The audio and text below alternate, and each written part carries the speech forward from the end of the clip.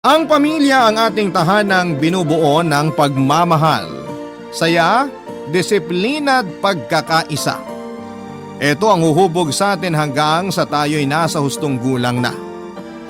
Ngunit sa iba, ang pamilyang sana'y magsisilbing kanlungan nila ay kathang isip pala. Ikaw kabarangay, naranasan mo na ba ang magkaroon ng isang masayang pamilya?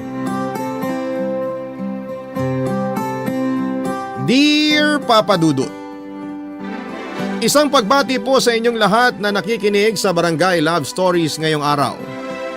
Nakatutok po lagi ang mga kaibigan at katrabaho ko sa programa ninyo. Mga avid listeners sila sa YouTube at Spotify. Nakikinig tuwing hindi matsyempohan ang live airing sa Barangay LS. Ako nga pala si Janessa, 33 years old na ngayon at tubong Laguna. Nagsimula naman po itong kwento ko 4 years ago. Lumaki ako sa hirap, Papa Dudut. Mula elementary hanggang high school ay kasama kami ng tatay ko sa pag-uuling sa bundok. Pumapasang kami ng mga kahoy na uulingin o kaya naman ay mga uling na mismong nakasako na. Dalawa lang kaming magkapatid pero naglayas ang kuya ko noong 18 years old pa lamang ako. Kaya kami na lamang ni nanay ang tanging naiwan sa poder ni tatay, Papa Dudut. Wala na rin akong naging balita sa kapatid ko mula nang umalis siya. Sa kasamaang palad ay pumanaw na ang aking ina noong 20 anyos pa lamang siya. Sakit sa puso ang kinamatay niya. Nagtapos ako sa kursong Bachelor of Elementary Education pero hindi pinalad na makapasa sa unang take ng licensure exam for teachers o yung tinatawag nilang LET. Kaya naghanap na lamang muna ako ng ibang trabaho. Naranasan kong magtrabaho bilang service crew sa isang fast food chain at naging sales lady sa mall hanggang sa matanggap ako bilang admin staff sa isang kumpanya sa Laguna. Sa kabila ng edad ko ay hindi ko pa rin magawang makapag-asawa dahil sa banta ng aking ama na lulumpuhin niya ang sino mang makakarelasyon ko.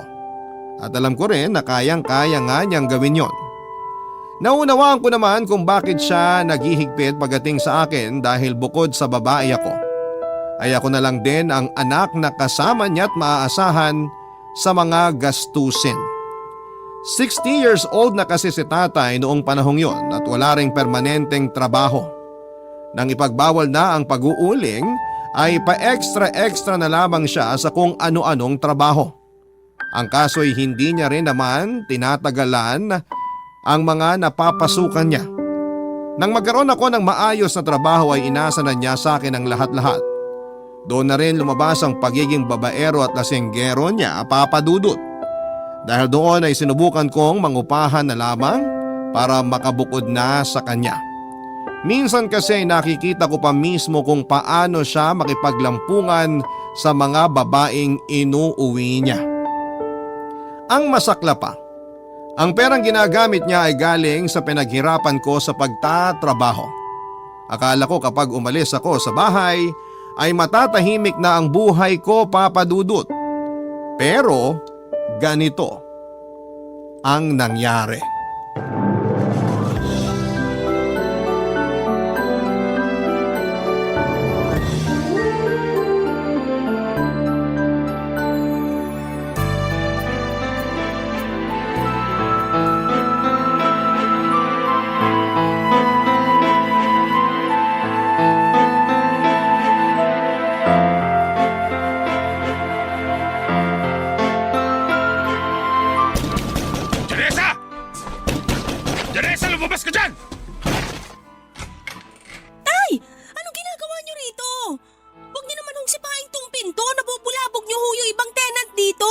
Wala akong pakialam. Sino nagsabi sa'yo umalis ka sa bahay, ha? Tay, magsalita ho kayo ng mahinahon. Nakakahiya po sa mga nakakarinig. Buti na lang wala dito yung caretaker kundi… Hindi ano? Huwag mo akong madaan-daan sa ganyan. Baka gusto mo sabay ko pang pilipitin ng legyo ng caretaker dito. Huwag naman ho kayong ganyan. Kung magwawala lang kayo rito, mas mabuting umuwi na lang kayo at doon na lang tayo mag-usap sa bahay. Ba't ang yabang mo na? Porke ba kumikita ka na ng sarili mong pera, ha? Baka nakakalimutan mo kung saan nagsimula, Janessa. ba kasing kinagagalit nyo? Di ba pabor din naman sa inyo nung umalis na ako sa atin? Wala nang makakaistorbo tuwing nag-uwi kayo ng babae ron. Pwes, walang aalis sa pamamahay ko hanggat hindi ko sinasabi. Tay naman, hindi na ako bata.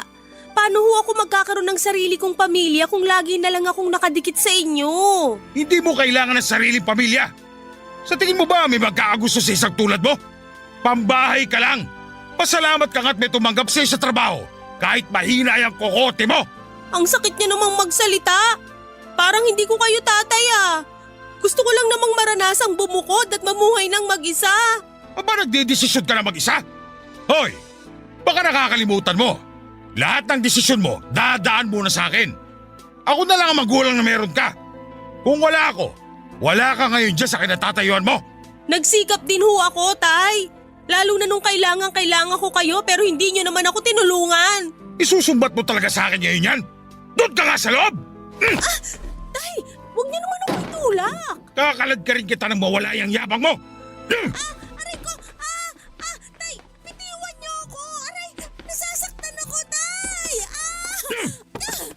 Yan! Diyan ka nababagay! Sa saig! Napakayabang mo anak lang naman kita! Hindi niyo naman ako kailangan saktan! Hindi ka masasaktan kung marunong ka sumunod. Kung sa tingin mo mas magaling ka na magdesisyon kaysa sa akin, pwes, tingin mo lang yon. Boba ka pa rin. Parehong-pareho kayo ng nanay mo. Huwag niyo na siyang idamay dito! Patay na nga yung tao eh! Huwag ka nang sumagot. Asikasuhin mo na yung pag-iempake ng mga gamit mo bago pa kita kalad ka rin palabas itong besteng tinutuluyan mo. Ito na nga ho. Magpapaalam muna ako sa caretaker na alis na ako rito. Huwag ka na magpaalam. Bilisan mo na dyan para masimulan mo na akong asikasuhin sa bahay. Pero tay, hindi naman ho ako pwedeng basta-basta na lang umalis dito. Wisit! Bibilisan mo ba o ako pa mismo maglalagay ng mga gamit mo sa bag? Pasalamat ka nga't binibigyan pa kita ng oras para mag-impake. Abala pa sa akin itong pagsundo ko sa'yo, linti ka. Ito na nga ho, nag-iempake na. Mabuti naman. Napakatagal mo kumilos. Dami mo kasi dadae. Gano'n ba kahirap gawin yan? Saglit na lang ho to. Babalikan ko lang yung ibang gamit para makausap na rin yung caretaker dito. Wala akong paki sa mga balak mong gawin sa caretaker nito. Basta umuwi ka kayo sa bahay at tapos ang usapan. Papadudot sobrang sama ng loob ko sa ginawang yon ni tatay, bukod kasi sa ipinahiya niya ako sa mga kapwa ko tenant noon, ay muli na naman niya akong pinagkaita ng kalayaan. Alam ko namang nasa hustong edad na ako para bumukod at mamuhay ng mag-isa. Mula nang bumalik ako sa poder ni tatay ay wala naman akong ibang narinig kundi ang masasakit na salita at kung ano-anong pang-iinsulto. Madalas pa niya akong napagbubuhatan ng kamay tuwing hindi ko napipigilang ipagtanggol ang sarili ko. Bukod sa pananakit ni tatay ay mas napapadalas na rin ang pag-inom niya sa bahay. Kasama ang kumpare niyang si Mang Lito. Tulad niya ay 60 anyos na rin po ito at parang hindi mabubuhay kung walang alak sa katawan. Wala rin po itong trabaho at umaasa lamang sa panganay na anak na si Rigel na isang high school teacher. Tulad ko ay breadwinner din si Rigel. Mas matanda lang siya sa akin ng 2 taon. Suplado at may pagkapihikan siya sa babae kaya kahit magkapit-bahay lamang kami ay hindi kami formal na nagkakilala. Nakilala ko na lamang siya sa mga kwento ni Mang Lito tuwing nagiinuman sila ni tatay. Palagi kasing ibinibida ni Mang Lito ang mga achievement ni Rigel na siya namang ipinamumuka sa akin ni tatay dahil hindi ko naabot ang kahit na alin sa mga yon, papadudot. Tuwing hindi ko noon napipigilang makaramdam ng kaba tuwing nagiinuman sina tatay sa bahay dahil ganito ang mga nangyayari.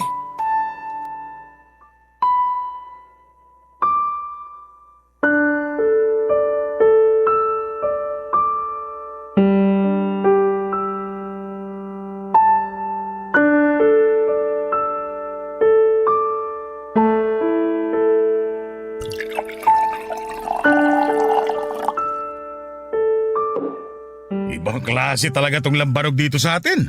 Ang sarap. Parang gusto ko nang gawing tubig eh.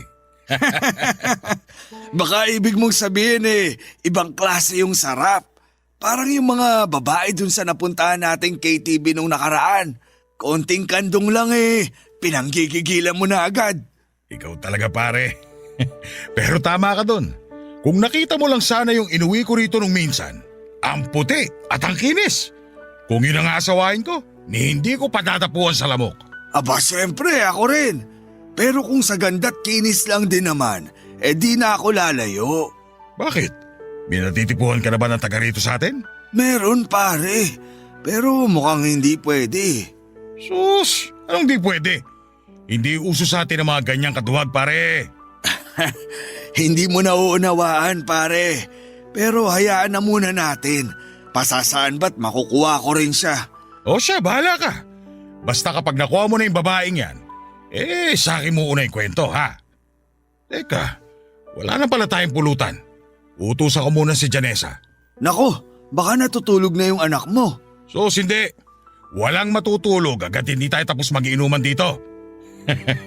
Tingnan mo pare, parang asong susunod kagad yun pag tinawag ko. Janessa! Janessa, halika nga rito! Pare, wag na. Hayaan mo nang magpahinga ang anak mo.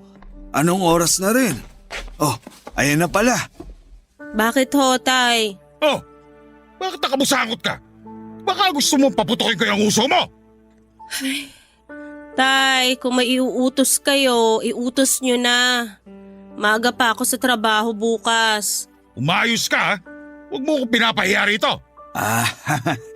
Nako, pagpasensya mo na kami, Janessa. Maglalambing lang sana tong tatay mo. Wala na kasi kaming pulutan. Pakisamahan mo na rin ng kape. Ayos lang ba? Sige ho, kukuha lang ako sa kusina. Pakihintay na lang. Masunurin naman yung anak mo, Gimo. Kaya wag mo nang sindakin. Kawawa naman kung mapupuyat pa dahil sa atin. Matagal-tagal pa tayong magiinuman. Yung anak ko ngang may trabaho bukas. Ayun, bulagta na sa kwarto niya. Kaya hindi ko na inabala. Mahalaga lang sa akin, hindi nakakalimot mag-abot. Alam mo na, di pwedeng walang alak tong katawan ko sa loob ng isang araw. Buti pa nga yung anak mo. Akala mo ba bilib na bilib ako dyan sa anak ko? Ako, malayong malayo tong aking sa anak mo. Mahina ito, bobang walang iya. Kung bakit ba kasi naging babae pa Nasa na nga ba yung panganay mo? Di ba't lalaki yun? Nako, lalaki nga. Wala naman dito. Wala rin kwenta. Hindi ko nga alam kung nasa ang lupalop na yun Malay ko ba kung buhay pa o patay na. Kapag ganyang wala namang pakialam sa akin, matik ng burado sa buhay ko. Ikaw talaga pare Anak mo pa rin naman yun. Sus, sino ba sila sa akala nila? Mga anak ko lang naman sila. Teka nga, ang tagal ng pulutan Hoy, Janessa! Natabura ka na yata ng pulutan dyan sa kusina! Eto na ho. Nag-init pa kasi ako ng tubig para sa kape nyo kaya natagalan. Ang bait mo talaga, Iya. Salamat ha. Baka gusto mong samahan kami rito ng tatay mo. Hindi na ho. Maaga pa ako bukas. Maiwan ko na kayo rito. Sige na, pumasok ka na sa kwarto mo. Basta pag tinawag kita, labas ka kagad ha. Naintindihan mo? Sige ho. Pare, may iba ako. Wala pa bang nanliligaw dyan sa anak mo? Maganda naman Saka na pag naiahaw niya na ako sa kahirapan. Labo mo naman pare. Teka, pwede bang makigamit muna ng banyo nyo? Naiihi na kasi ako. Sige lang. Alam mo naman kung nasan yung banyo. Mamumulutan mo na ako rito habang hinihintay ka. Papadudot pagkatapos ni Mang Lito gumamit ng banyo ay pasimple siyang sumilip sa kwarto kong natatabingan lang ng kurtina ang pintuan. Nasaktuhan pa niyang nagbibihis ako ng oras na yon kaya gano'n na lamang ang galit ko sa kanya. Pinagsabihan ko si Mang Lito sa ginawa niyang paninilip sa akin pero binulyawan lamang ako ng magaling kong ama at nauwi pa yon sa matinding pagtatalo. Dumating naman noon sa bahay ang anak ni Mang Lito na si Rigel para sunduin ang ama niya nang malaman itong nagkakagulo na sa amin. Taliwas sa ugali ng ama ay marespeto at kagalang-galang si Rigel. kaya agad ko siyang nakagaana ng loob. Hindi ko rin naman nakalain na sa ganong pagkakataon pa namin formal na makikilala ang isa't isa. Hindi niya kinukonsente ang ginawa ng tatay niya kaya hinayaan niya ako na pagbantaang itong ipapapulis. Sa susunod na gawin niya ulit ang bagay na yon. Pinagsabihan na rin niya ang ama at ipinamukha rito ang maling nagawa. Kaya naman tuwing nakikipag-inuman si Mang Lito kay tatay ay hindi na ito nagtatangkapang pumasok sa loob ng bahay namin. Doon na nga kami nagsimulang maging malapit ni Rigel sa isa't isa. Minsan ay nagkakasabay pa kami sa sakayan papasok sa trabaho at pag-uwi kaya nagkakaroon kami ng pagkakataong makapag-usap habang naglalakad. Makalipas naman ang ilang linggo ay tila nagkaroon ako ng pansamantalang kalayaan nang isama ni Mang Lito si tatay sa kabilang probinsya para magtrabaho. May ginagawa raw kasing pabahay doon at nangangailangan pa ng tao. Sa maikling panahon na wala si tatay ay tila ba gumaan ang buhay ko, Papa Dudut. Barangay Love Stories. Barangay Love Stories. Papadudot ng panahong wala si tatay ay napapadalas na nga ang pagdalaw ni Rigel sa akin sa bahay.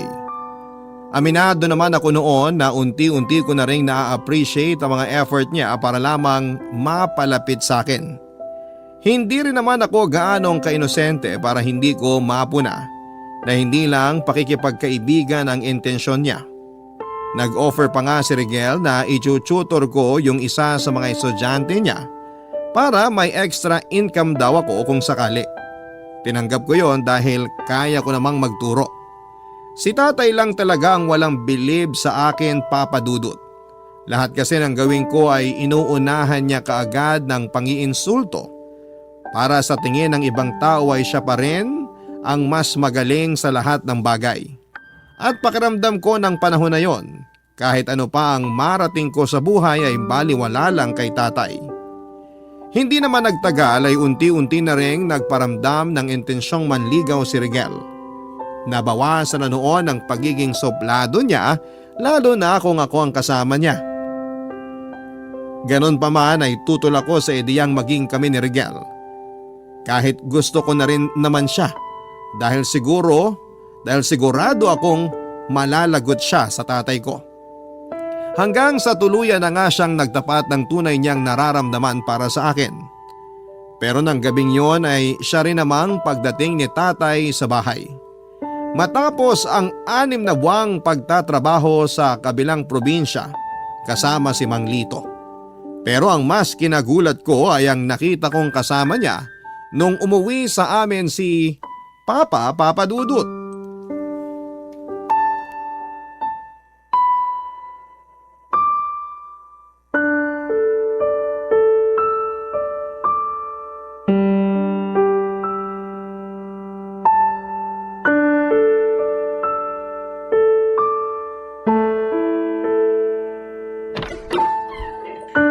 Labs, pasok ka. Huwag ka mahihiya. Bahay ko to. Oh, Rigel, anong ginagawa mo rito? Mang Gimo, magandang gabi ho sa inyo. May pinag-uusapan lang po kami ni Janessa. May pinag-uusapan lang? Sa itsura mo mukhang kanina ka pa rito ah. Hindi po. Kararating ko lang po. Oh, alis ka na di ba? Nakauwi na rin ang tatay mo. Gabing-gabi na nandito ka pa. Wala naman po ako masamang intensyon sa pagpunta ko rito, Mang Gimo. Pero tama ho kayo. Paalis na rin po ako. Janessa, uwi na ako ha.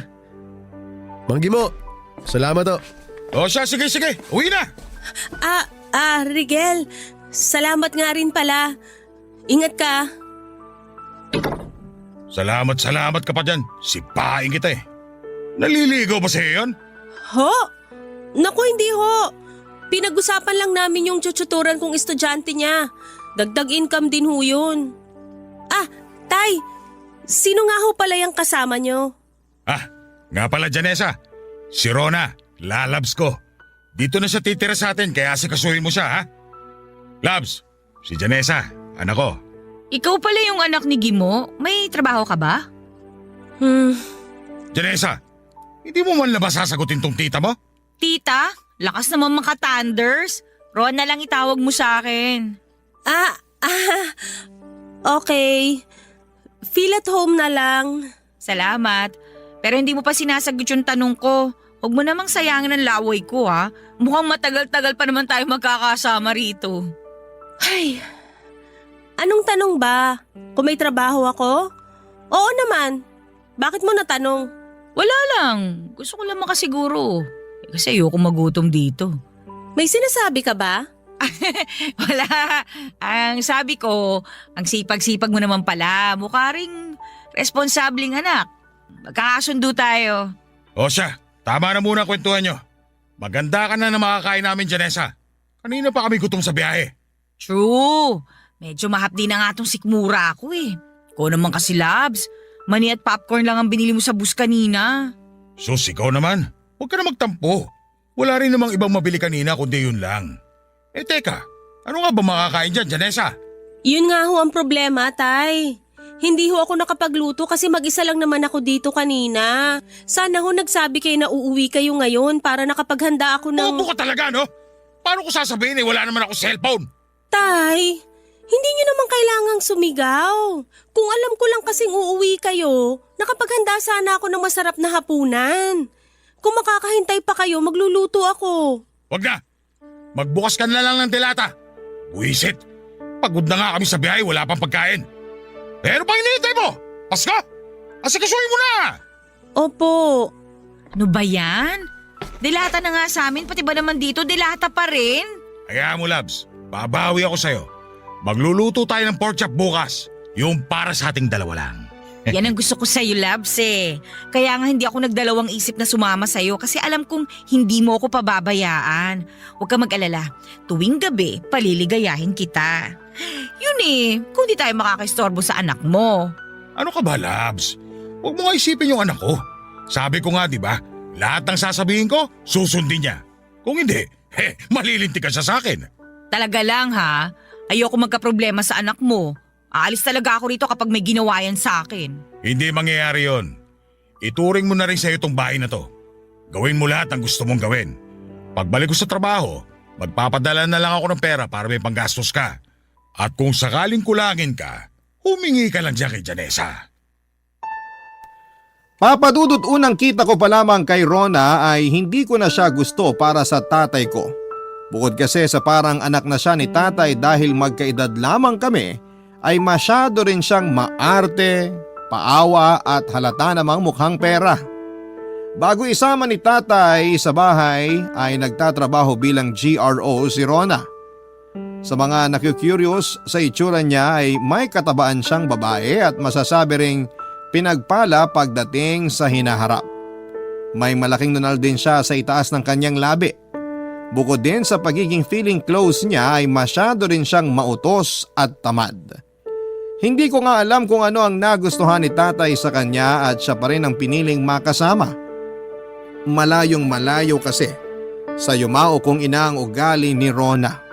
Pero wala naman akong magawa dahil desisyon na yon ng aking ama. Nang bumalik sa trabaho si tatay ay kami na lang ni Rona ang naiwan sa bahay. At walang araw na hindi ako nai-stress sa kanya. Wala na kasi siyang ibang ginawa kundi ang matulog, kumain at magpaganda. Panay pang reklamo sa pagkain na hinahain ko at sa itsura ng bahay namin. Napilitan pa akong palagyan ng kisame ang bahay namin dahil sa kung ano-anong sinasabi niya. Pero sa kabila ng pagtitimpi at pagsasakripisyo ko ay nauwi pa rin kami sa isang sitwasyong tuluyang sisira sa amin ng tatay ko.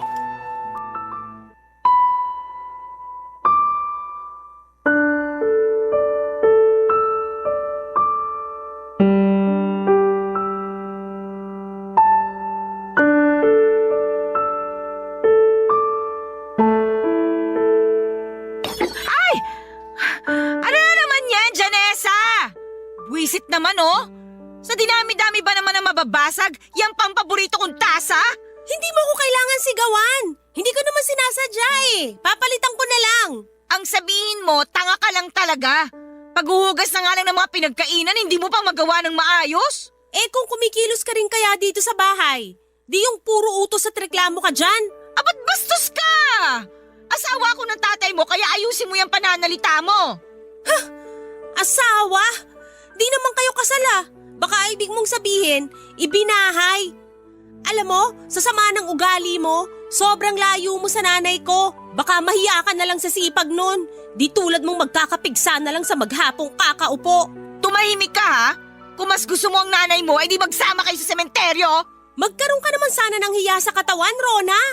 Wala ka nang ginagawa rito, panay reklamo ka pa. Pagod na ako pag uwi galing trabaho tapos dadatnan ko pang makalat ang bahay. Tapos ano, ako pa rin ang magluluto at maghuhugas sa mga pinagkainan? At ngayon, nang dahil lang sa nabasag na tasa, iinsultuhin mo ako? Kung ayaw mong gawin, edi wag! Wala namang pumipilit sa'yo. Ang bilin sa akin ng tatay mo, gawin ko kung ano ang gusto ko. O, angal ka? Doon ka sa kanya magreklamo. Nangatwirang ka pa sa katamaran mo? Ha? Ano pa nga bang aasahan ko sa isang prosti na katulad mo? Anong sinabi mo? Narinig mo naman, di ba? Hindi mo ba matanggap? Magaling ka lang bumuka ka at yun lang ang alam mong gawin. Pag na-real talk, magsusumbong para magpakampi. Ibang klase. Ang kapal talaga ng mukha mo. My loves, nandito na ako. Magkahalalaban mo talaga. Ano nangyari dito? Ay, ikaw ang bumitaw. Teresa, itiwan mo nga si Rona. Aray! Tay! Bakit ako tinulak nyo? Eh siya yung unang nanugod! Hindi ba't sinabihan na kita? Wala kang gagawin kay Rona? Talagang hindi ka makatiis na hindi labas ang sungay mo, no? Talaga, Tay? Mas kakampihan nyo yung babaeng yan na walang ibang ginawa kundi magbuhay Reyna dito sa bahay? Hindi ko na kailangan pangalamin kung sino na nagsimula. Dahil kilala ko na yung ugali mo. Wala kang moto. Pati ba naman si Rona paandaran mo ng kamalditahan mo? Pwede ba, Tay? Kahit ngayon lang, maging patas ka naman. Hindi yung kukonsindihin nyo pa yung kaipokritahan ng babae nyo na wala naman sa lugar. Kala nyo kung sino siya rito eh, sampid lang naman siya. Ba't siraulo ka? Lumayas ka nga rito! Wow! Bakit ako ang aalis? Eh bahay ko rin naman to ah. Bahay na iniwan ng nanay ko na binaboy niyong dalawa. Bastos ka! Kung ayaw mo kay Rona at kung ayaw mo sa mga patakaran ko dito sa bahay, bukas ang pinto. Tanda mo, hindi ka kawalan dito. Hindi kawalan? Eh kayo nga ang kumaladgad sa akin pabalik dito nung bumukod ako eh. Noon ko pa gustong umalis dahil sukang-suka na ako sa ugali nyo. Akala nyo naman mahal na mahal kayo ng babaeng yan. Pera lang naman ang habol sa inyo dahil ayaw niya magbanat ng buto. Biruin nyo, ultimo pambili ng napkin, hihingin pa sa akin? Kapal ng muka! Sumusobra ka na! Napakayabang mo! Hindi mo ba narinig ang sinabi ng tatay mo, ha? Umalis ka na! Talagang aalis ako. Tingnan ko lang kung anong mangyayari sa'yo kapag nawala na ng trabaho yung kinakapitan mo. Tandaan nyo, pag alis ko rito, wag na wag kayong hihingi ng tulong sa akin. Dami mo pang satsat. Umalis ka na! Huwag ka magtitira ng kahit isang gamit mo rito. Pag may nakita ako, susunugin ko!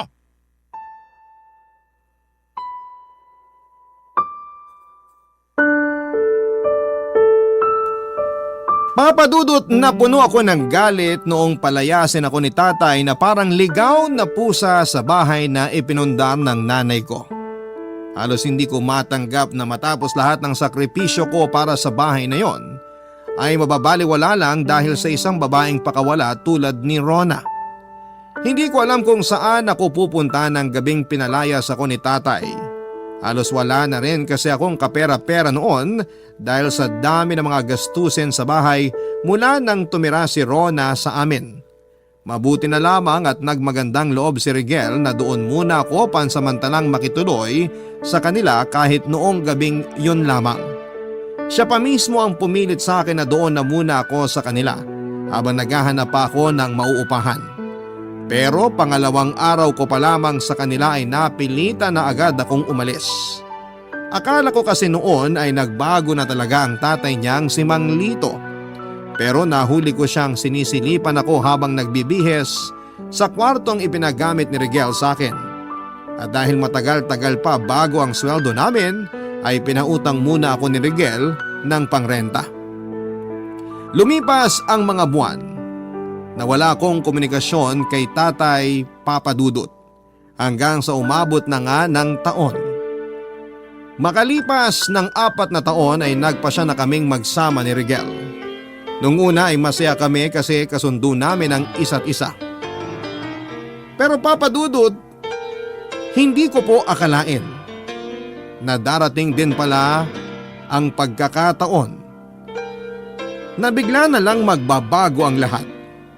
Na biglang manlalamig na lamang siya sa akin. Barangay Love Stories. Barangay Love Stories. Papa Dudut, sinubukan ko naman kausapin si Rigel para malaman kung ano ang problema at bigla ang nagbago ang pakikitungo niya sa akin. Pero bigo akong makakuha ng sagot. Masakit yon para sa akin dahil hinihintay ko rin noon na ayain na niya akong magpakasal. Hanggang sa nalaman ko na kaya pala nagkakaganon si Rigel ay dahil madalas na niyang gustong magkaroon ng anak. Ilang beses na kaming sumubok pero bigo kami, Papa Dudut. Nakadagdag pa sa pagkadismaya ni Rigel na 2 beses na akong nakunan. Nang magpatingin ako sa doktor ay doon ko lang nalaman ang tungkol sa polycystic ovarian syndrome ko o yung tinatawag po nilang PCOS na siyang dahilan kung bakit hirap akong magbuntis. Sinusunod ko rin naman ang mga payo ng doktor. Pumasok na lang sa isipan ko na baka hindi para sa akin ang magluwal ng bata kasi lahat ng effort namin ay nababalingwala lang. Hindi ko na alam kung papaano ko pa mabibigyan si Rigel ng anak. Alam kong iritable siya kaya tiniis ko na lamang ang malamig niyang pakikitungo sa akin. Ang pagkakataon na 1 buwan kaming hindi nag-uusap ni Rigel at halos hindi na magkita sa sobrang abala naming pareho sa trabaho. Ang tanging ipinagpapasalamat ko na lamang ng panahon na yon ay hindi naman niya nagawang mambabae sa kabila ng sitwasyon naming dalawa.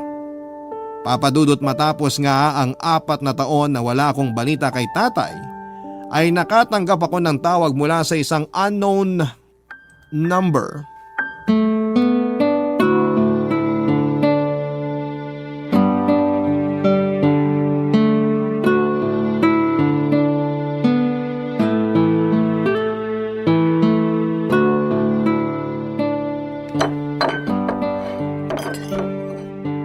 Mahal, nakahanda na ang hapunan.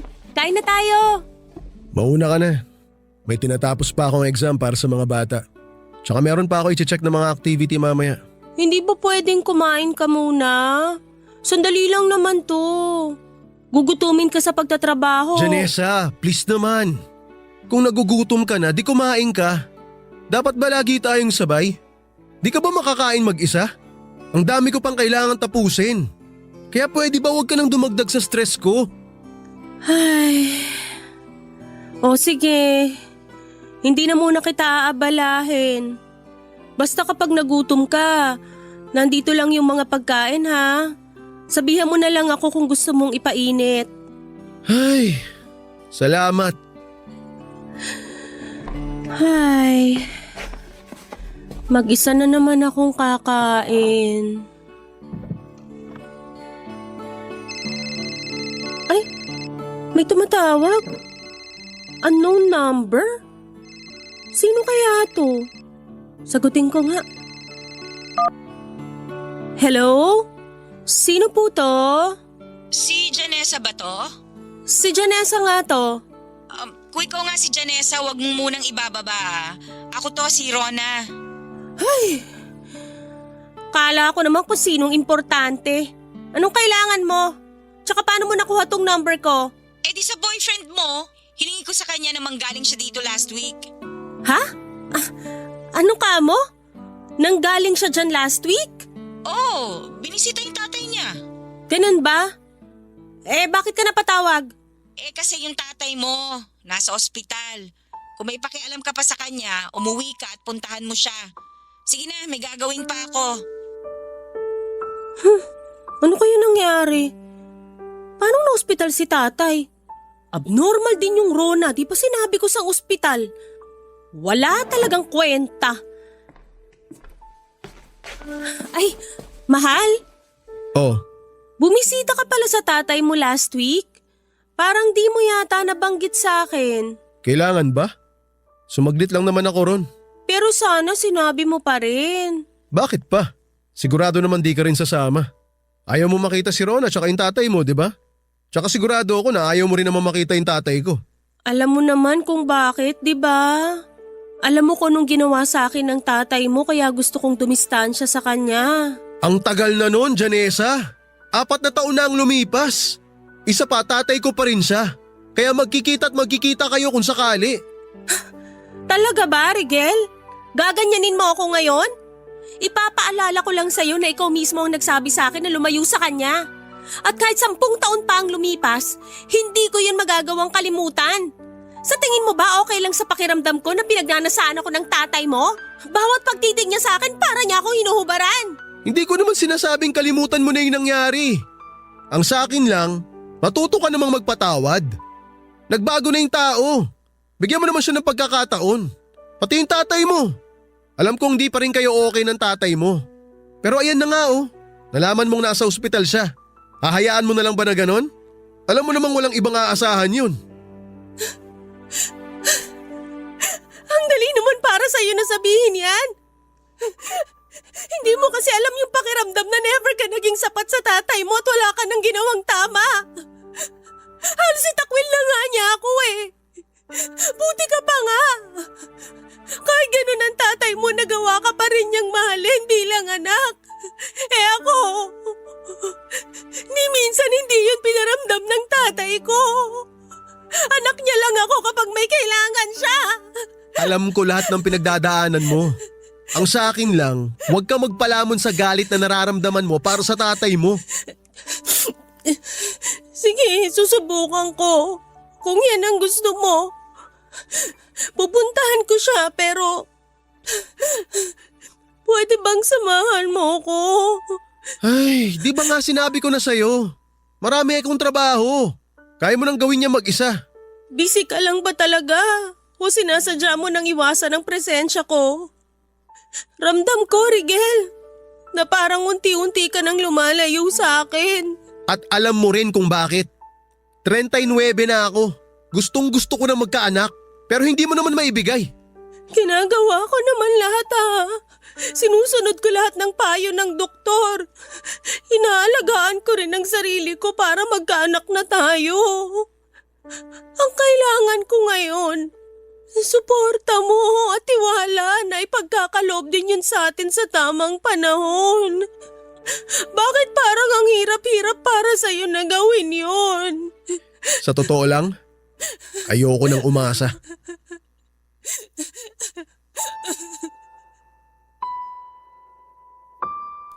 Papa Dudut, hindi naging maganda ang gabing yon dahil sa pagtatalo namin ni Rigel. Nag-leave ako sa trabaho kinabukasan dahil alam kong matatagalan ako sa pag-aalaga kay tatay sa ospital. Doon ko lang din kasi nalaman ng araw na tumawag sa akin si Rona. Ay siya ring alis nito para iwanan ang tatay ko. Wala na kasing mahihita sa tatay ko kaya iniwanan na lamang niya ng basta-basta.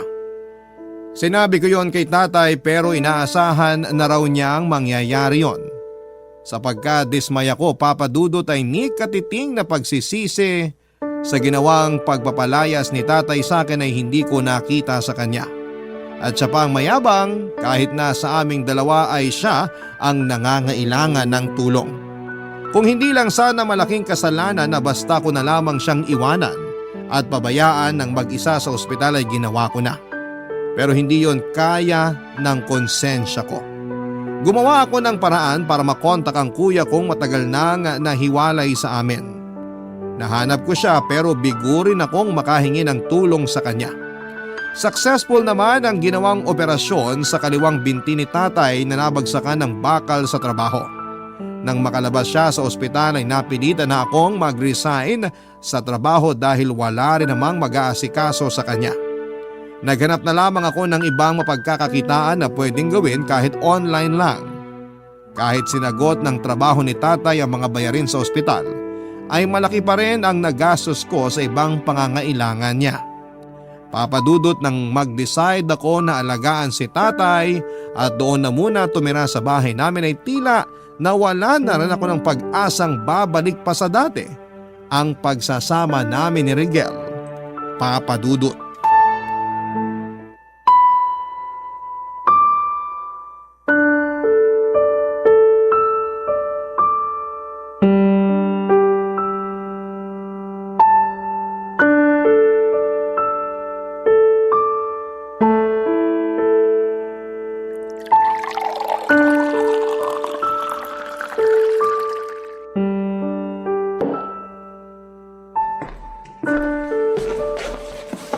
Tay, inumin nyo na muna itong mga gamot nyo para makatulog na rin kayo maya-maya.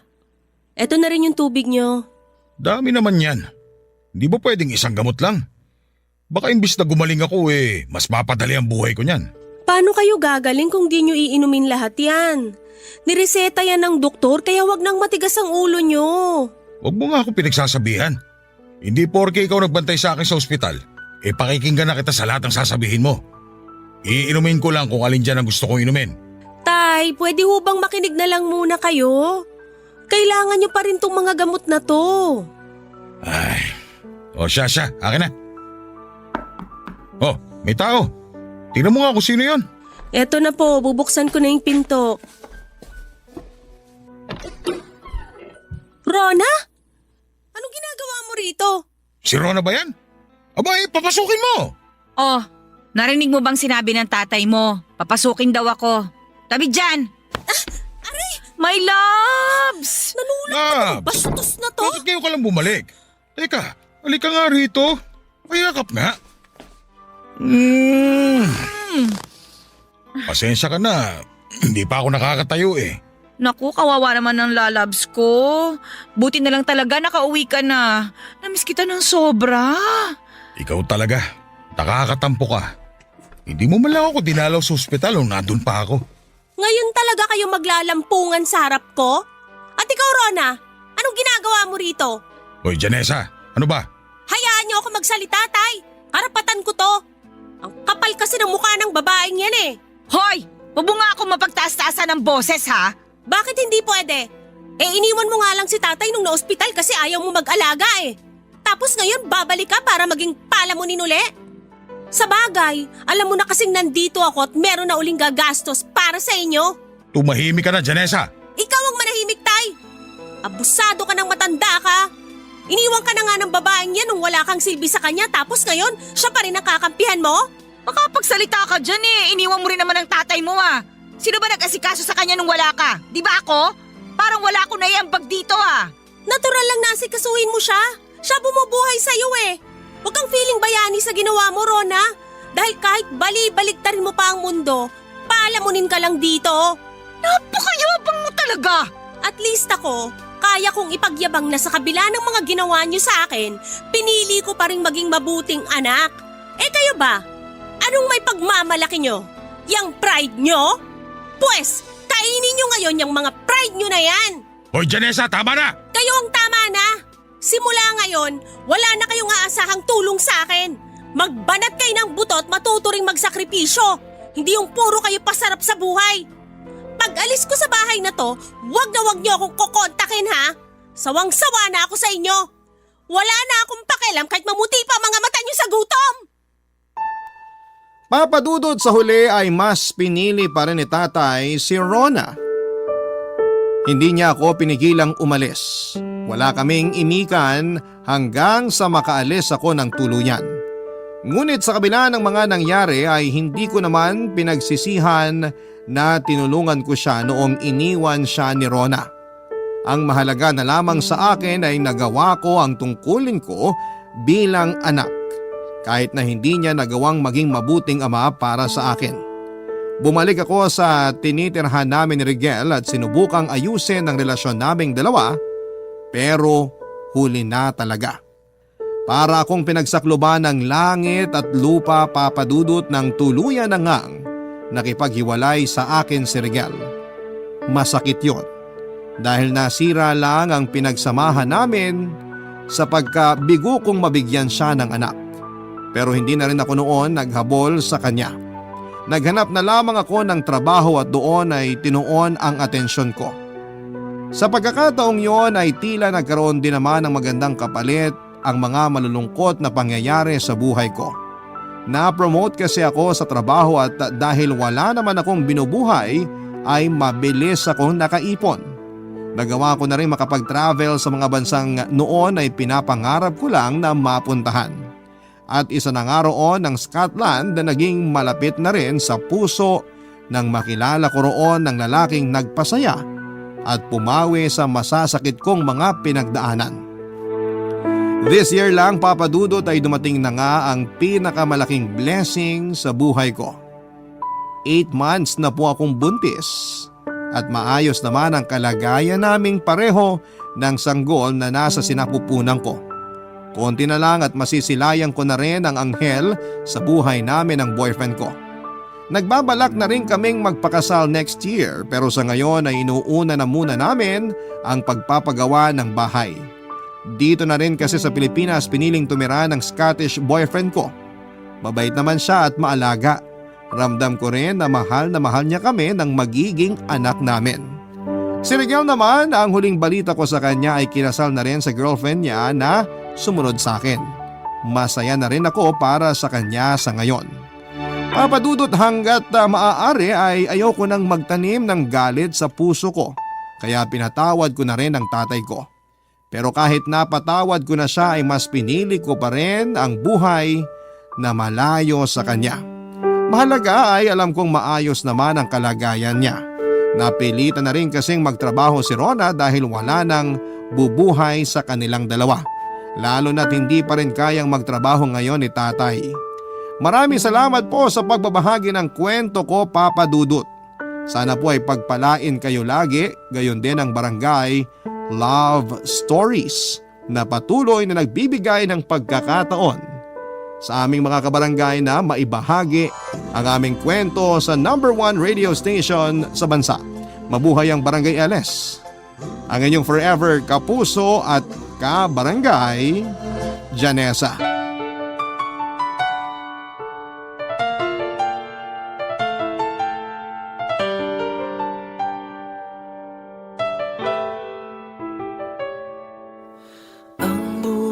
Ay mahiwaga, laging may lungkot at saya. Sa Papa Dudut Stories, laging may karamay ka.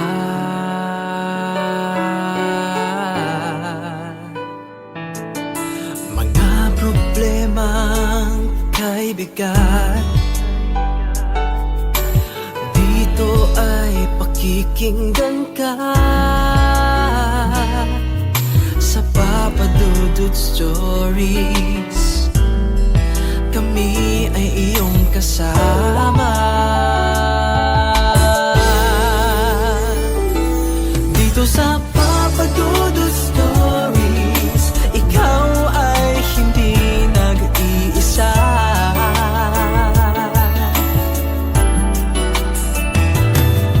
Sa Papa Dudut Stories, may nagmamahal sa'yo.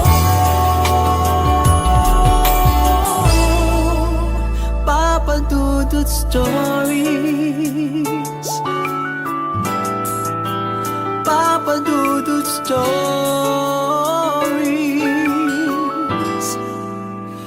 Papa Dudut Stories. May mga tao na sadyang marupok ang puso at kayang magmahal ng taong hindi pa niya lubusang kilala. Minsan sila yung mga tao na kulang sa atensyon at pagmamahal mula sa kanilang pamilya. Ikaw, kabarangay, mamahalin mo ba ang taong hindi mo pa nakikita sa personal? Dear Papa Dudut, magandang tanghali po sa inyo at sa mga kabarangay nating nakikinig ngayon. Tawagin niyo na lamang po ako sa palayaw kong Iboy. 36 years old at nagtatrabaho bilang IT specialist sa isang kumpanya sa Mandaluyong. Sa Cavite po talaga ako nakatira kasama ng asawa at anak ko. Pero araw-araw akong bumabiyahe papunta sa opisina namin. 2 p.m. ang shift ko kaya bago mag-alas 12 ay nasa biyahe na ako papunta sa trabaho. Sa Ganong oras ay madalas na nakasakay ako ng van pa Makati. At madalas ding nakatune in sa Barangay LS 97.1 ang radyo ni Manong Driver. Doon ko talaga na-discover ang inyong programa na Barangay Love Stories. Hanggang sa heto nga at naisipan ko na rin magpadala ng sulat sa inyo. Papadudot ang kwentong ibabahagi ko sa inyo at sa ating mga kabarangay ay nangyari noong nasa kolehiyo pa lamang ako, year 2006. Mga panahon na hindi pa gaanong uso ang social media at may ibang website kaming ginagamit para magkaroon ng mga online friend. Hindi naman ako mahiling makipagharutan sa mga nakikilala o nakakausap ko sa site na yon, pero meron lang talagang isang babae doon na madalas kong nakakachat hanggang sa maging textmate ko na nga siya. CJ ang pangalan niya. At hindi nagtagal ay naging girlfriend ko na rin siya, papadudot, kahit textmates pa lamang kaming dalawa. At pagkalipas nga ng isang buwan na magka-text kami, nagkasundo kami na magkita noon ni CJ, papadudot.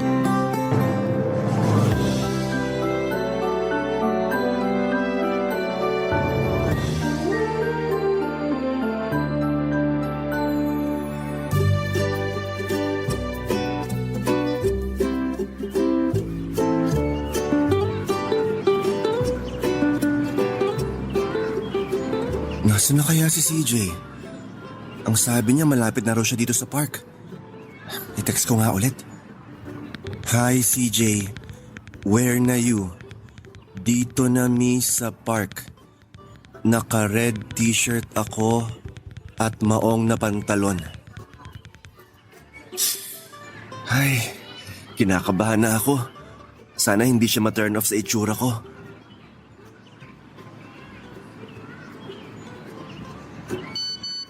Ayan, nag-reply na si CJ. Nandito ako malapit sa may nagtitinda ng buko juice. Nakaputi ako na blouse at blue na palda. Nakaputi na blouse at blue na palda. Malapit sa nagtitinda ng buko juice. Nasaan ba dito yung nagtitinda ng buko juice? Ayun na yata siya. Nandun si Manong na nagtitinda ng buko juice. Tapos may nakaupong babae na nakaputing damit at blue na palda sa pwesto na malapit sa kanya. Ay, lapitan ko na nga siya.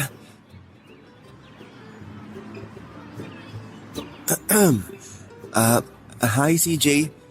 E-boy? Ikaw si E-boy? Oo, ako nga. Ako si E-boy na naka-red na t-shirt at maong na pantalon. Ikaw si CJ, di ba? Naka-white na blouse at blue na palda? Oo. Nice to meet you, E-boy. Nice to meet you din, CJ. Tara. Maglakad-lakad muna tayo. Gusto mo ba? Ha? Tinatanong kita kung gusto mong mamasyal tayo dito sa Tagaytay. Marami akong alam na pwede nating pasyalan. Sakto kasi ang sabi mo sa akin sa text noon. First time mo na pumunta dito. Oo. Ngayon nga lang ako nakapunta dito. Ayun no, sakto talaga. So ano, tara? Lakad-lakad muna tayo? Pwede bang maupo na lang tayo dito? Sigurado ka? Oo. Bakit? Wala naman. Ang sabi mo kasi nung isang araw sa text, excited ka na mamasyal dito sa Tagaytay. Kaya nga ang sabi ko, akong bahala sa'yo kasi kabisado ko ng lugar na to. Ano kasi, napagod kasi ako sa biyahe namin ni Daddy papunta dito sa Cavite. Okay lang ba kung maupo na lang muna tayo? Mamaya na lang tayo mamasyal kasi wala rin ako sa mood maglakad-lakad. Oo naman. Okay lang sa akin. Upo na tayo. Sige. Ay, para sa'yo nga pala. Ang ganda naman ito, E-boy. Thank you dito sa 3 red roses na binigay mo. Wala yun. Promise ko kasi yan sa'yo. Nabibigyan kita ng 3 red roses sa first date nating dalawa.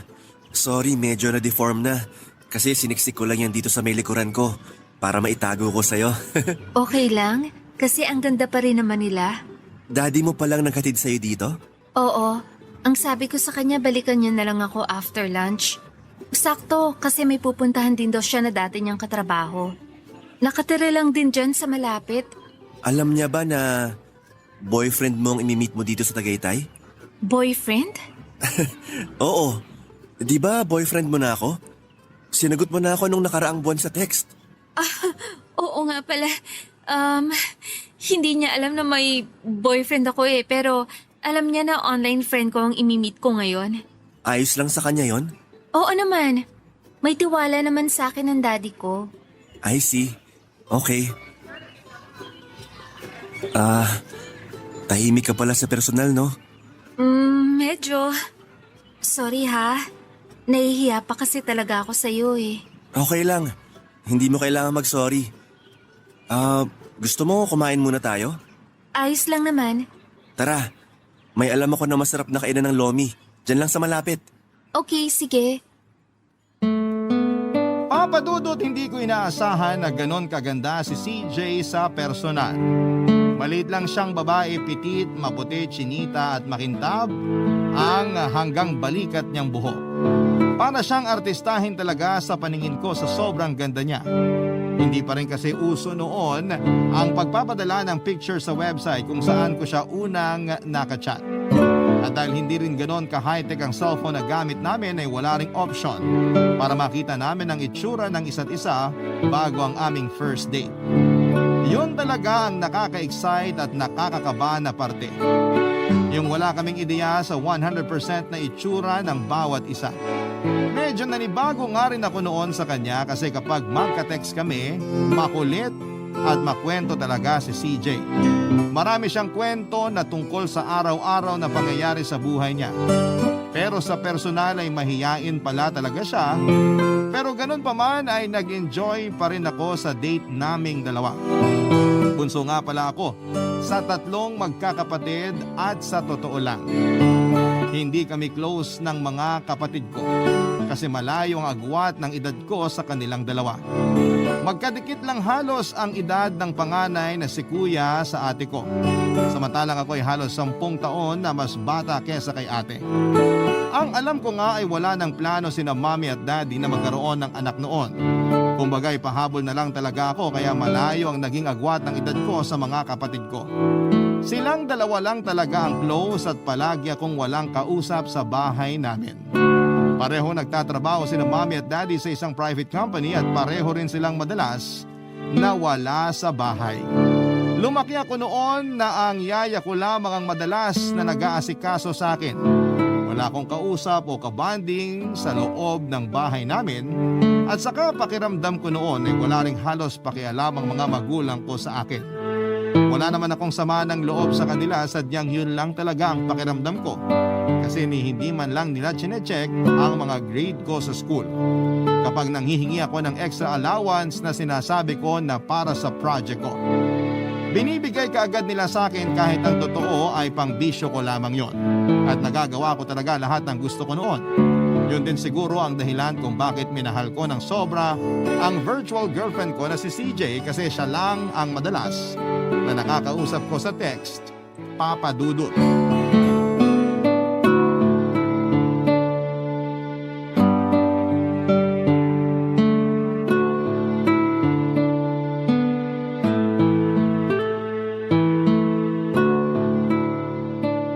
Hi CJ, buti na sagot mo pa ang tawag ko. Oo, maaga pa naman kaya hindi pa ako natutulog, E-boy. Sorry pala kung ngayon lang ako nakatawag. Ayos lang, hindi mo kailangan mag-sorry. Nag-promise kasi ako sa'yo kaninang umaga na tatawagan kita ngayong gabi. Oo nga pala. Nakalimutan ko na nga yung promise mo na yon. Ikaw talaga CJ, makakalimutin ka. Basta ako, kapag nangako ako, gusto ko na tinutupad palagi. Hindi lang ako nakatawag kaagad kasi wala akong mabilhan ng load dito sa amin kanina. Nagpa-load pa ako sa pinsan ko para matawagan kita bago ka matulog. Sabi ko naman sa'yo, mas okay sa akin na sa text na lang tayo mag-usap, E-boy. Oo, alam ko. Actually, napansin ko rin na mas makulit ka kapag magka-text tayo kaysa magkatawagan. Pero syempre, gusto ko rin na marinig paminsan-minsan ang boses mo kasi namimiss na talaga kita. Ikaw talaga, napaka-drama mo. Uy, hindi ka dramahan yung sinabi ko ah. Totoo lahat yon kasi palagi talaga kitang namimiss. Ikaw ba CJ? Hindi mo ba ako namimiss? Ha? Ano ba namang tanong yan, E-boy? Wala lang. Curious lang ako. Bakit? Bawal ba itanong? Hindi naman. Para lang kasing masyado kang madrama ngayon. Lagi naman akong ganito kapag magka-text tayo. Palagi kong sinasabi sa'yo sa text na namimiss na kita. Ayun na nga, E-boy. Palagi mo na ngang sinasabi sa akin yan sa text, tapos hanggang dito ba naman sa pag-uusap natin na to? Gusto ko lang sabihin kung ano yung nararamdaman ko ngayon. Alam mo naman na seryoso ako sa relasyon natin, di ba? Oo, alam ko. Ikaw ba, CJ? Seryoso ka rin naman sa akin, di ba? Alam mo, ang drama talaga ng mga tanong mo. Gusto ko lang na malaman ang sagot sa tanong ko. Kung pareho ba tayo ng nararamdaman para sa isa't isa? CJ, mahal mo ba ako? E-boy, Mahirap ba talagang sagutin ang tanong ko? okay, sige. Mahal kita, E-boy. At seryoso din ako sa relasyon nating dalawa. Talaga? Oo nga, ang kulit. Ayan, medyo napapanatag na ang loob ko. Bakit naman? Wala lang. Gusto ko lang kasi talaga na marinig mismo mula sa'yo na mahal mo rin ako. Palagi ko namang sinasabi yun sa mga text message ko sa'yo, di ba? Oo nga, pero iba pa rin kapag narinig ko na sinabi mo yun. Mas nararamdaman ko yung sincerity. Mukha bang hindi sincere kapag nagsasabi ako ng I miss you o I love you sa mga text-text? Hindi naman sa ganon. Iba lang talaga kapag narinig ko yun mula sa boses mo. Mas kinikilig ako. Ay naku, E-boy. Napaka-corny mo talaga. Hindi ako corny. Sadyang mahal lang kita, CJ. I love you. I love you too. Papa Dudut, dahil may sarili akong computer sa loob ng kwarto ko ay marami akong nakakausap sa internet at mga online virtual friend. Pero si CJ talaga ang pinaka-espesyal sa puso ko. Kasi siya yung pinaka-makulit at talagang madalas kong kinukwentuhan sa chat ng mga issue ko sa pamilya namin. Hanggang sa ibigay na nga niya sa akin ang number niya at sa text na kami mas madalas na magkausap. Gusto ko nga sana na palagi siyang tawagan pero mas gusto niya raw na sa text na lamang kami mag-usap. Ayos lang naman sa akin yon dahil lang mahalaga, araw-araw at halos oras-oras kaming magka-text noon. Nang dahil kay CJ ay naramdaman ko na parang nabigyang bigla ng kulay ang buhay ko sa araw-araw noon. Ang text niya ang kauna-unahang gusto kong mabasa at makita sa umaga. Kahit na isang good morning at I love you lang mula sa kanya ay buo na kaagad ang araw ko. At kahit na ilang linggo pa lamang noon ang nakalipas, mula nang magkita kami ay nagkaroon na kaagad siya, Papa Dudut, ng malalim na parte sa buhay ko. Barangay Love Stories. Barangay Love Stories. Papa Dudut, na ulit ng isa pang beses ang pagkikita namin ni CJ at ganon pa rin siya sa personal. Sobrang mahiyain at tipid kong makipag-usap sa akin. Pero okay lang kasi alam ko na naninibago lang talaga siya. Kasi nga ang sabi niya ay first boyfriend niya raw ako. Isa pa ay masaya naman ako na kausap siya kahit sa text lang. Sobrang sweet at kulit niya kapag doon kami nagkakausap. Humihingi rin siya ng sorry sa akin kasi nga ay nag-iiba ang personality niya sa personal. Kasi hindi raw talaga siya sanay lumabas ng bahay at makipag-usap sa ibang tao. Sinasabi ko naman sa kanya na hindi naman ako ibang tao sa kanya dahil boyfriend na niya ako. Ang sabi naman niya ay babawi raw talaga siya sa mga susunod pang date naming dalawa. Nagpatuloy ang sweetness namin sa text at umabot yon ng ilang buwan. Hanggang sa isang araw ay hindi na nag-reply si CJ sa mga text ko o sumagot pa sa mga tawag ko. Hindi ko na rin makontak ang number niya kaya sobrang gulong-gulo ang isipan ko noon.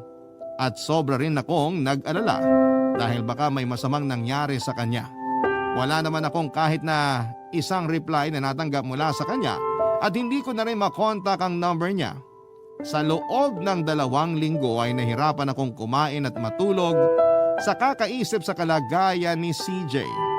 Hanggang sa naalala ko na may isang beses na nakitext si CJ gamit ang number ng pinsan niya. Naisulat ko ang number na yon sa isang notebook ko at nang sinubukan ko yung tawagan ay walang sumagot kahit na nagre-ring pa ang number na yon. Tinext ko ang number at nagpakilala ako na boyfriend ni CJ at hinahanap ko ang girlfriend ko. Pagkalipas nga ng ilang minuto ay nagring ang cellphone ko at ang number na yon ang tumatawag na kaagad kong sinagot. Boses babae at nagpakilala nga siya na pinsan ni CJ. Baka sa boses niya ang pagpipigil na maiyak. Bago niya sinabi sa akin na kailangan daw naming magkita dahil may kailangan akong malaman tungkol sa girlfriend ko, Papa Dudut.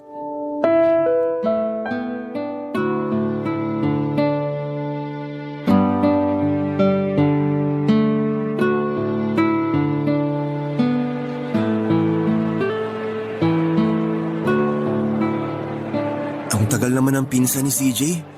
Nasaan na ba yun? Wala akong makitang babae na nakasuot ng polka dots na blouse at may blue na headband. Hindi na rin siya nagre-reply sa mga text ko. Sana kasama niya si CJ para makapag-usap na rin kaming dalawa.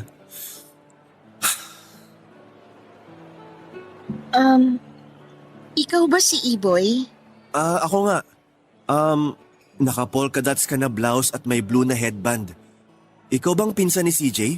Oo, ako si Dana. Sorry, hindi na ako nakatext kasi na-deadbat yung cellphone ko. Buti na lang natandaan ko yung huling text mo na naka-gray ka na t-shirt at black na cap. Okay lang, Dana. Hindi mo ba kasama si CJ? Hindi eh. Hindi ko siya kasama. Ganun ba? Upo ka muna.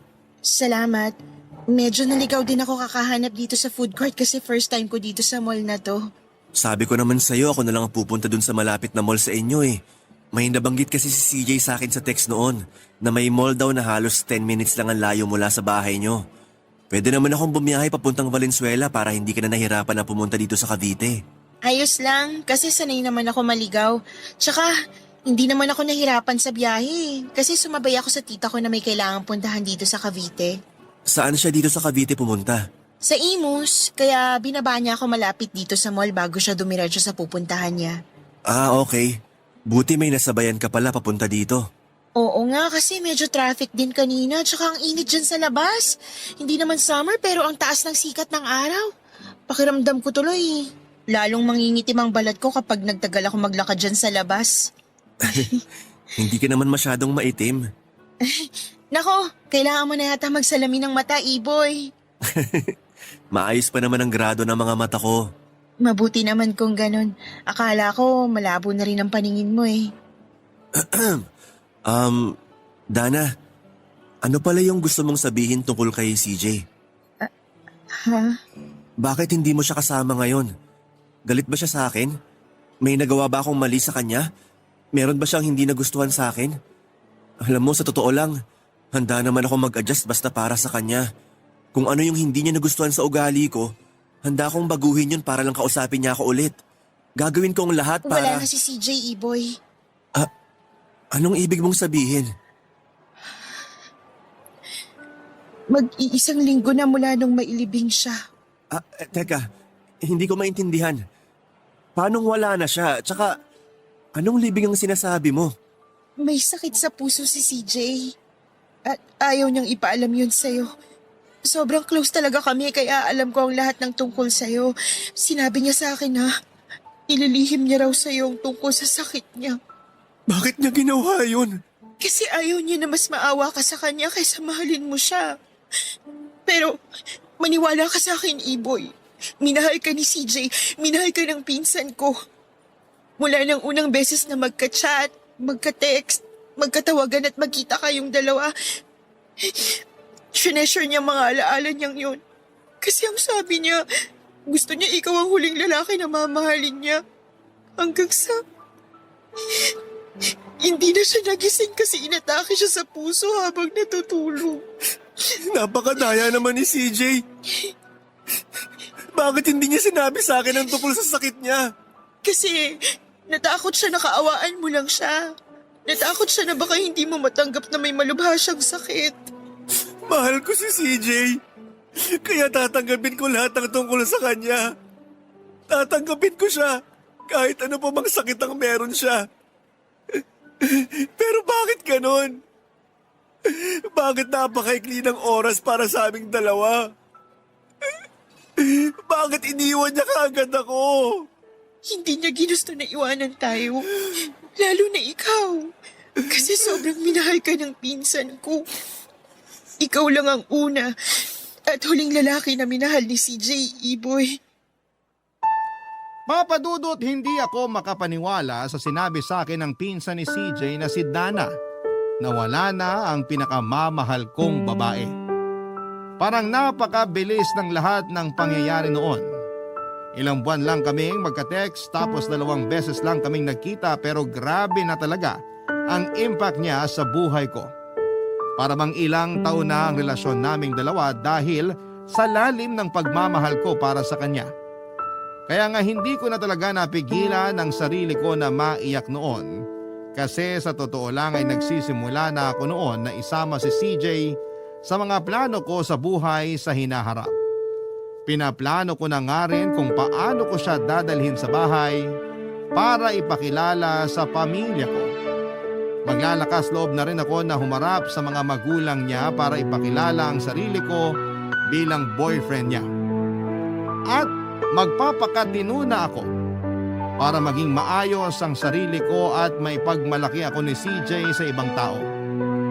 Napakarami ko ng plano sa relasyon naming dalawa, Papa Dudut. Mga plano na bigla na lamang naglaho dahil sa biglaang pagpanaw ng girlfriend ko, Papa Dudut.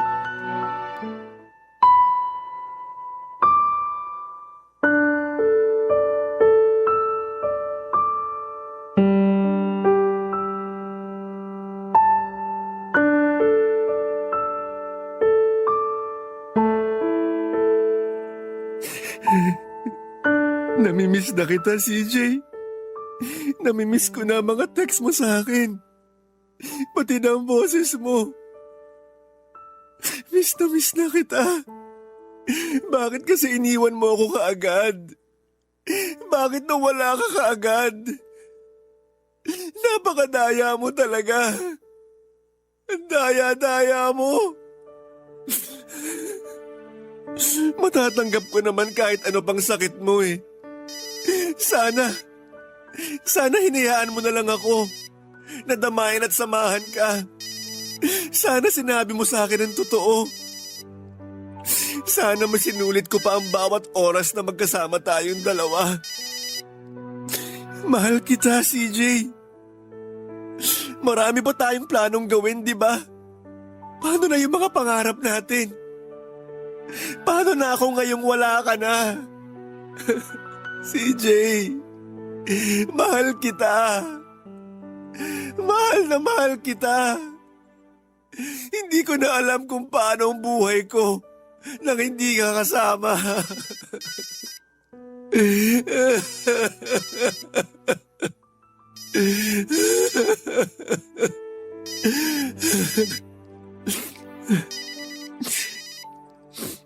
Sino ba tong tumatawag na to kanina pa? Sagutin ko na nga. Hello? Sino to? Iboy, si Dana to. Dana? Oo, yung pinsan ni CJ. Yung kamit mo nung isang araw sa mall. Dana. Oo, naalala na kita. Sorry, hindi ko pala na-save ang number mo. Ayos lang. Pasensya na rin kung tawag ako ng tawag ah. Sa totoo lang, nag-aalala kasi ako sa'yo eh. Kumusta ka na ba, Iboy? Okay lang naman ako. Wala kang dapat na ipag-alala sa akin. Talaga? Oo. Bakit sa boses mo ngayon parang kagagaling mo lang sa pag-iyak? Hindi May ano lang. May sipon lang ako kaya ganito ang boses ko. Iboy, wag ka nang magsinungaling sa akin. Alam ko naman na kakagaling mo lang talaga sa pag-iyak. Pwede mong sabihin sa akin ng totoo kasi alam kong lahat tungkol sa relasyon niyo ng pinsan ko. Sorry, Dana.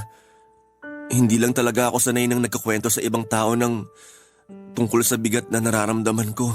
Okay lang. Isipin mo na lang na hindi ako ibang tao sa'yo. At dahil alam ko ng tungkol sa relasyon niyo ni CJ, hindi mo na kailangan na mahiya o mailang sa akin. Alam ko rin kasi na hindi madali para sa iyo ang pagkawala ng pinsan ko. Kagaya mo, ilang araw din talaga akong umiyak ng umiyak. Sobrang close kasi kaming dalawa ni CJ eh. Magkatabi lang ang bahay namin kaya halos araw-araw talaga kaming nagkikita. At mula nang mawala siya, pakiramdam ko, hindi lang pinsan ang nawala sa akin, kundi isang kapatid. Kapatid na mahal ko. Sorry. Bakit ka ba nagsasorry? Kasi naging insensitive ako. Tama ka na hindi lang naman ako nasasaktan sa mga oras na to. Pati ikaw, Dana. Mas mabigat sa'yo ang pagkawala ni CJ kasi mas mahabang pinagsamahan yung dalawa. Samantalang kami, ilang buwan pa lang naman kami nagkakausap.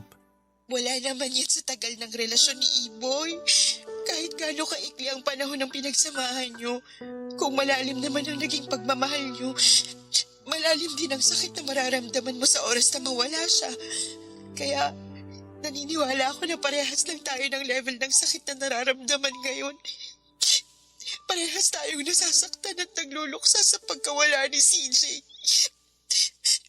Ano man ang nararamdaman mo ngayon?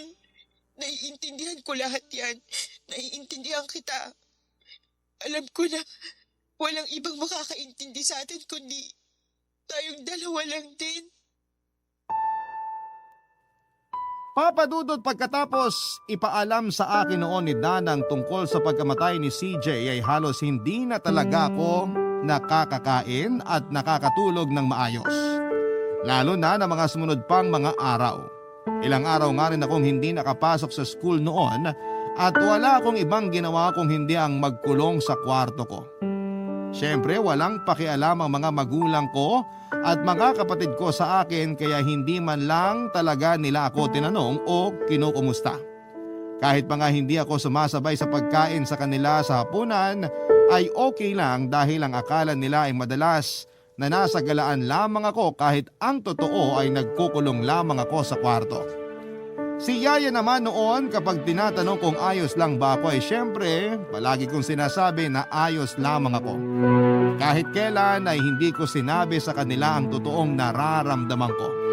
Kasi wala namang taong umaamin na hindi sila okay, hindi ba? Lalo na kapag alam nila na wala ring pakialam yung mga nagtatanong sa kanila. Kaya nung una talaga ay pinipilit kong kimkimin at suluhin yung sakit na nararamdaman ko. Hindi pala talaga madali ang mawala ng minamahal sa buhay. Lalo na kapag nag-uumpisa ka pa lamang na paikutin ang mundo mo sa kanya, Papa Dudut. Barangay Love Stories. Barangay Love Stories. Papa Dudut, malaki ang pasasalamat ko noon kay Dana.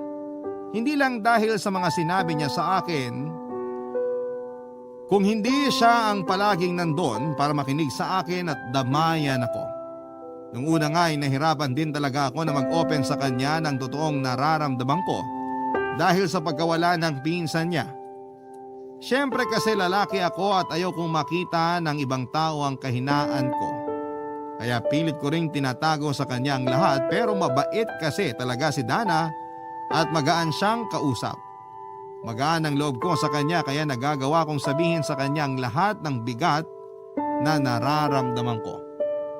Si Dana ang nakatulong sa akin para unti-unti ako makapag-move on nang dahil sa pagkawala ng girlfriend kong si CJ. Madalas ko siyang katawagan na talaga namang napakagaling niyang magbigay ng payo at magpagaan ng kalooban ko. Halos araw-araw na kaming magkausap at masasabi kong nang dahil kay Dana, bumalik na ang dating sigla ko. Hanggang sa hindi ko na malayang natagpuan ko na lamang ang sarili ko na mahal ko na si Dana. Hindi rin nagtagal noon at naging girlfriend ko na rin ang pinsan ng namatay kong girlfriend, Papa Dudut.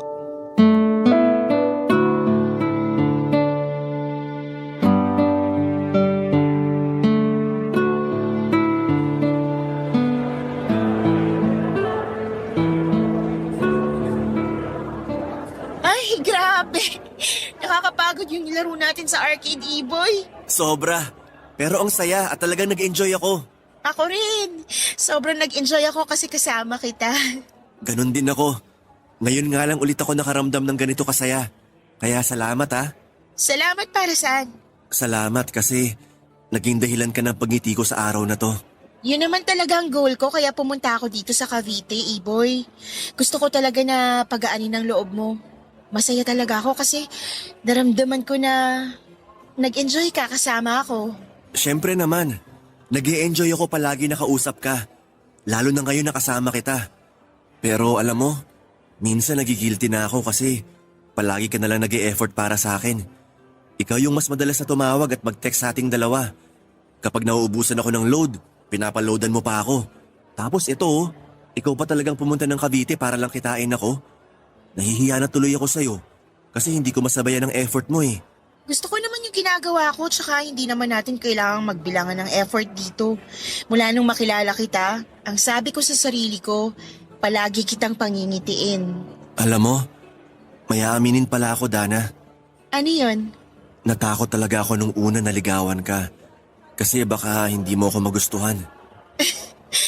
Bakit mo naman naisip yan? Siyempre kasi naging girlfriend ko yung pinsan mo. At ikaw yung madalas ko nakakausap kung paano ko nahirapan na makamove on mula sa kanya. Natakot ako na baka naaawa ka lang sa akin. Baka hindi naman talaga tayo pareho ng nararamdaman. Sige, sasabihin ko ng totoo. Akala ko rin nung una, hindi masyadong espesyal ang nararamdaman ko para sa'yo. Akala ko, naaawa lang din ako sa'yo kasi nga, alam ko na sobra ka nasaktan dahil sa pagkawala ng pinsan ko. Pero, nang mas nakilala kita, alam ko sa sarili ko na gusto at mahal na kita, Iboy. Kaya nga sinagot kita kasi sigurado na ako sa nararamdaman ko para sa'yo. Thank you talaga, Dana. Mula na magkausap tayong dalawa, sobrang gaan na ng pakiramdam ko sa'yo.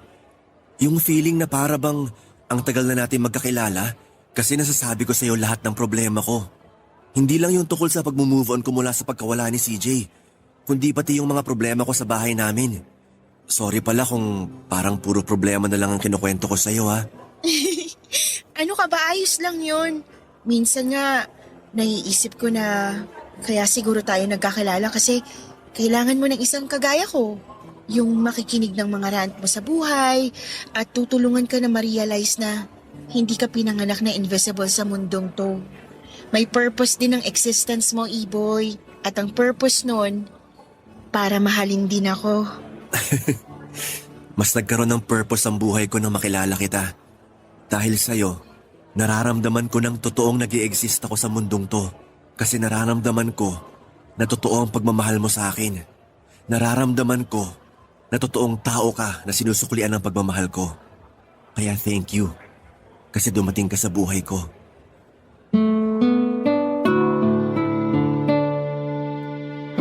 Papadudod sa totoo lang ay medyo malayo ang itsura ni Dana kay CJ. Kung si CJ ay artistahin ng muka, kabaligtaran noon si Dana. Malit lang din naman si Dana pero kayumanggi ang kulay ng balat niya, bilugan ang mga mata, chubby at sungki ang mga ngipin. Hindi ko nga naisip noon na magkakagusto ako sa kanya, kaya masasabi ko na literal na na-inlove ako sa personality niya. Sobrang gaan niya kasing kausap palagi at sobrang saya niyang kasama. Kapag magkasama kami, para bang wala na akong ibang iniisip noon. Kung hindi sana'y wala nang katapusan ng oras na magkasama kami ni Dana. Palagi kasing mataas ang energy ni Dana at hindi siya nauubusan ng mga jokes o kwento. Sa aming dalawa ay siya talaga ang mas makulit at mas madaldal. Ako yung lagi niyang pinapatawa at ang nakakatuwa sa kanya ay mahilig siyang magbigay ng maliliit na regalo kagaya ng keychain, mini pillow, cookies at kung ano-ano pa na sobrang na-appreciate ko. Na-appreciate ko lahat ng effort na ginagawa niya para mapasaya ako sa bawat oras na magkasama kami. Maikling panahon pa lang yun pero pakiramdam ko ay matagal na kaming magkakilala. Kaya naman naisipan ko na sorpresahin siya sa second monthsary namin. Pumunta ako sa mall na nakwento ni Dana na malapit lang sa kanila at bala ko siyang tawagan para sabihin na nandun ako at naghihintay sa kanya, Papa Dudut.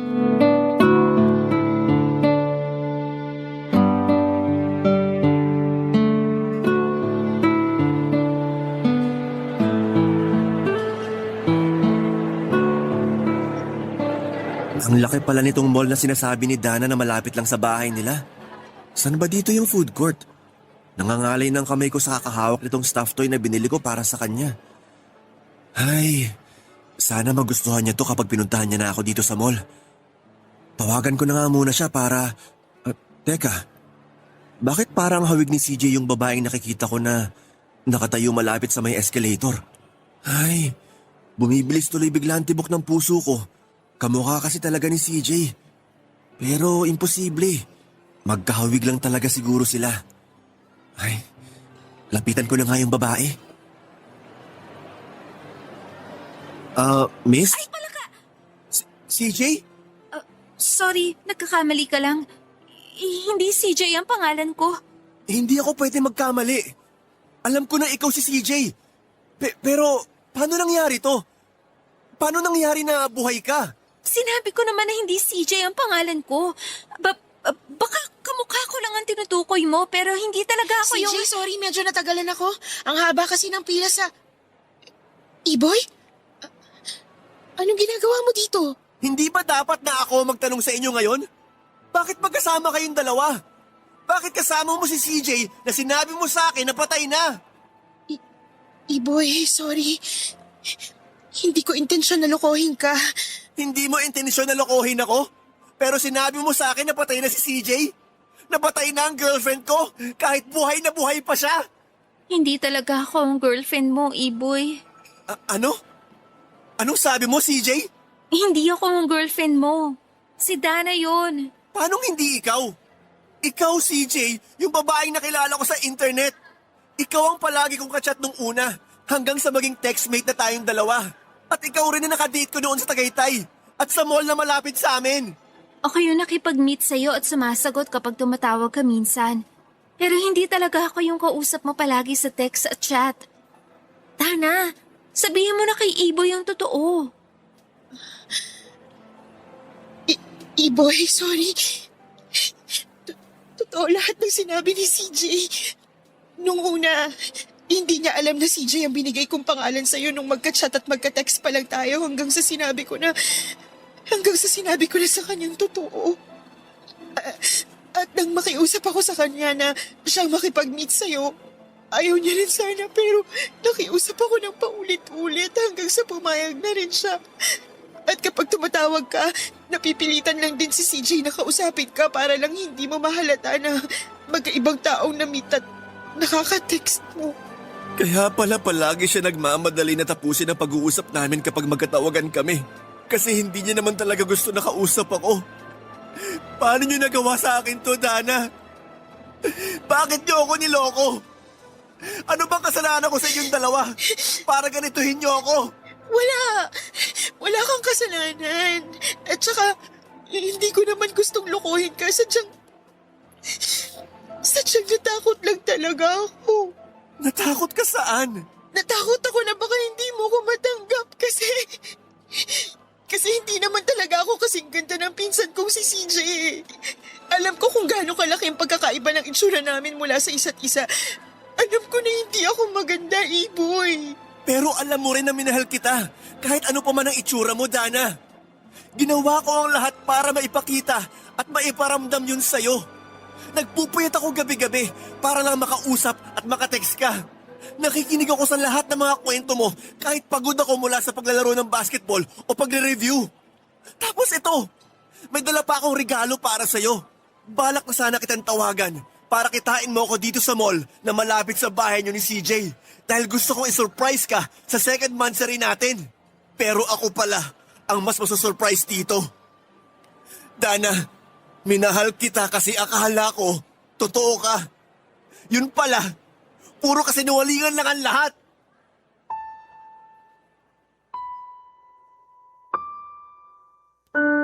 Papa Dudut, hindi ako makapaniwala noon nang makita ko si CJ.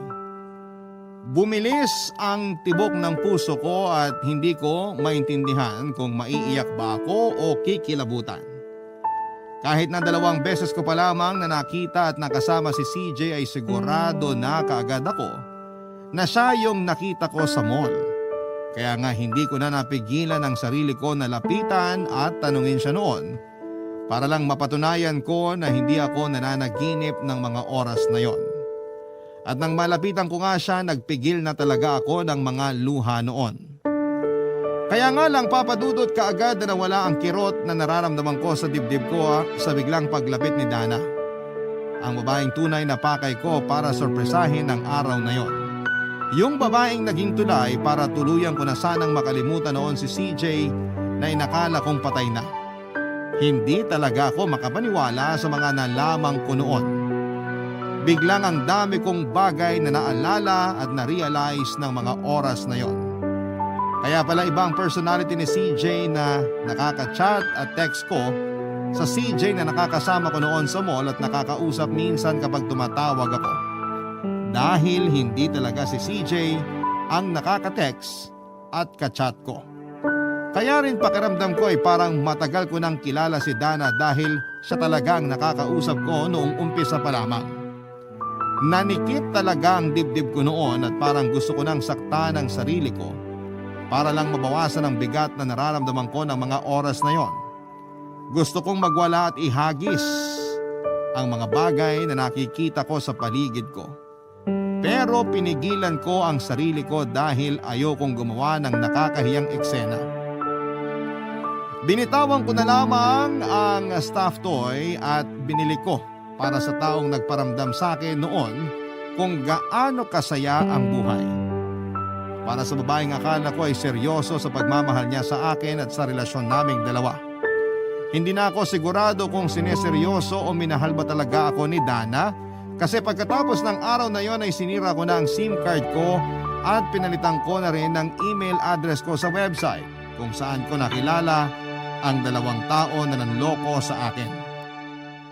Noong oras na yon, papadudot, mas nangibabaw talaga ang inis na nararamdaman ko.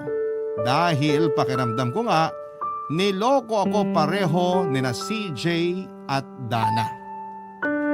Pagkalipas nga ng ilang linggo at buwan ay unti-unti kong naintindihan ang paliwanag doon ni Dana na sadyang natakot lamang siya na baka hindi ako magkagusto sa kanya.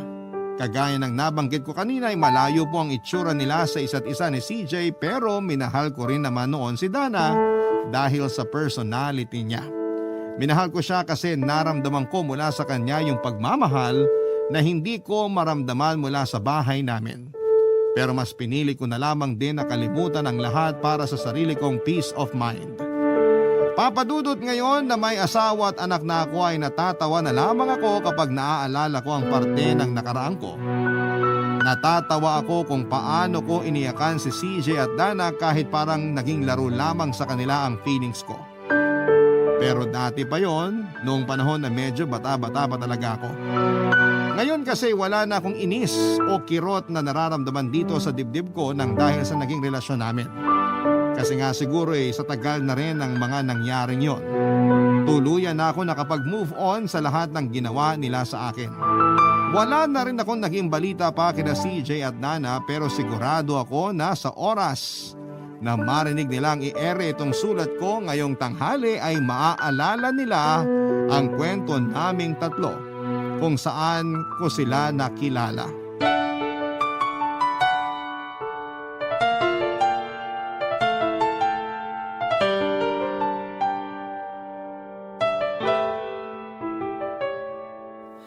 Ang buhay ay mahiwaga, laging may lungkot at saya. Sa Papa Dudut Stories, laging may karamay ka.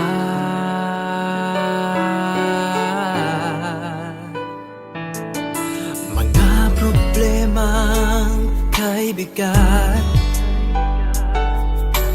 dito ay pakikinggan ka.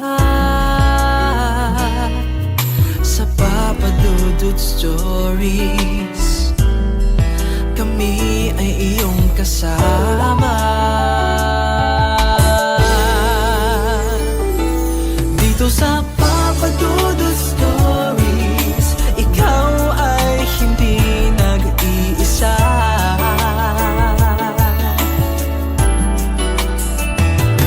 Dito sa Papa Dudut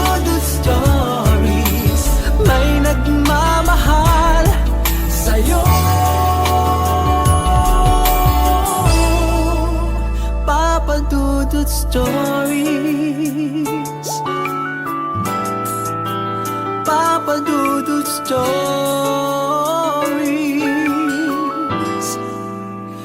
Papa Dudut Stories.